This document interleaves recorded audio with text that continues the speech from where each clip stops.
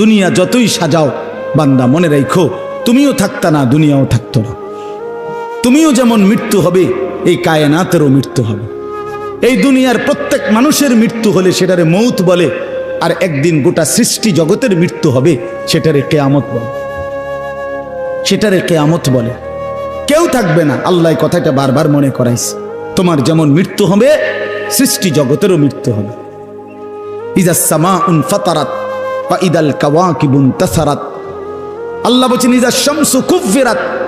আল্লাহ তাআলা এভাবে বারবার বলছে ইজাস সামাউন শাক্কাত, আসমান ভেঙে যাবে, চূর্ণ বিচূর্ণ হয়ে যাবে, তারকারাজি খসে খসে পড়বে, সূর্য চন্দ্র আলোহীন হয়ে পড়বে। আল্লাহ তাআলা বলেন ইদা রাজ্জাতিল আরদু রাজ্জা, জমিন পাউডারের মতো রেজা রেজা পাউডার হয়ে যাবে।